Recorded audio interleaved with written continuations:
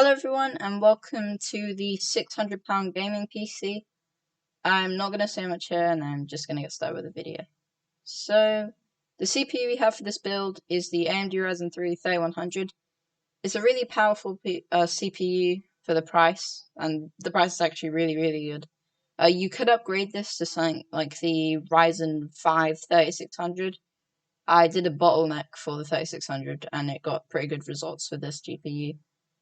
And the next thing we have is the motherboard, which is the MSI B450M Pro. There is an ATX version of this, but I just picked the micro ATX one since it's a lot cheaper. And yeah, it goes quite well with the budget build. The next thing we have is the memory, which is the Corsair Vengeance LPX 16GB. So you got 16GB in a £600 build, so it's pretty good. So with the RAM, there was another one I was going to pick which had RGB, and you could do that.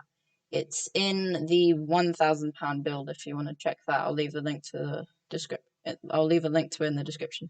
There we go.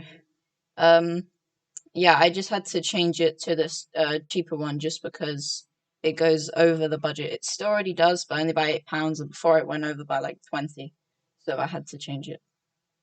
The next thing we have is the storage, which is, as usual, a hard drive and an SSD. The SSD is actually really good. It's not really fast like all the other ones, like the Sabian Rocket Q. It's just some Western Digital Green, but you've still got 240 gigabytes of storage there, so it's really good for your software, and you probably won't have to worry about anything with that. And the hard drive is 1 terabyte, so you can store your games on that too. The GPU here is the 1660 Super. I have never really had a look into the 1600 series. I'm just going to call it that. And it's actually really powerful, surprisingly. Like, I had a look at this card and it goes quite well with something like the 3600, like I said earlier. And just a lot of quite powerful CPUs, surprisingly. The case I picked, I actually quite like this case.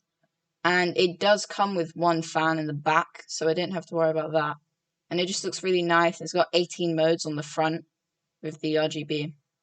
So that's really cool, and it's all controlled by a button. And yeah, overall just a really nice budget case, and it's not expensive at all. The next thing we have is the power supply, which it's really similar to the ones in the other videos. It's the 500 watt version instead of 600 watt. You could just pick up the 600 watt version and it would barely cost any more. And yeah, you could just pick the 600 watt version. Nothing special there. And the final things are just the case fans. Just some really cheap ones, and together it's only like £7. I just picked these ones because with this case, you don't actually see the fans in the front, and it's already RGB covering the front, so you won't really have to see that. So I just picked some pretty cheap, nice looking fans. And yeah, that's it for the list.